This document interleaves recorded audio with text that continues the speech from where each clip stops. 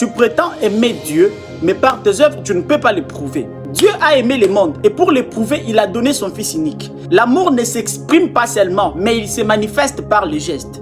Tu dis que tu aimes Dieu, mais quand tu te réveilles le matin, la première des choses que tu touches, c'est ton téléphone. Tu vérifies d'abord les messages WhatsApp qui sont entrés alors que tu dormais déjà. Tu n'as pas prié, tu n'as pas touché à ta Bible, tu n'as rien fait pour Dieu. Tu ne peux pas dire que tu aimes Dieu si tu ne peux pas lui donner la première place dans ta vie. Tu ne peux pas dire que tu aimes Dieu si tu ne peux pas marcher dans sa crainte. Tu ne peux pas dire que tu aimes Dieu si tu n'as aucune envie de passer du temps avec lui. Quand les gens s'aiment réellement, ils ont besoin de passer du temps ensemble. Aimer Dieu, ce n'est pas partir à l'église. Il y a des gens qui partent à l'église qui ne sont même pas convertis.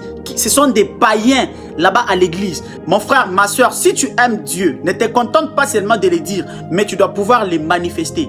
Les premiers instants de ta vie, quand tu te réveilles le matin, tu dois les confier à Dieu. Et les derniers instants aussi, tu dois pouvoir les confier à Dieu. Tu dois pouvoir donner à Dieu la première place dans ta vie. Dans toutes tes activités, tu dois pouvoir mettre Dieu à la première place. Ainsi, tu pourras faire autre chose après. La deuxième des choses, tu dois pouvoir marcher dans sa crainte. Tu ne peux pas prétendre aimer Dieu si tu ne marches pas dans sa crainte. La troisième des choses, tu dois pouvoir faire sa volonté. Si tu ne fais pas la volonté de Dieu, tu ne peux pas ouvrir ta bouche et dire que tu aimes Dieu. La quatrième des choses, tu dois avoir normalement l'envie de passer du temps avec Dieu, de passer du temps dans la présence de Dieu. Si tu accomplis ces choses ainsi, tu pourras dire que tu aimes vraiment Dieu. Nous aimons Dieu de nos bouches, pas de nos cœurs. Aimons Dieu. Lui nous a aimés le premier.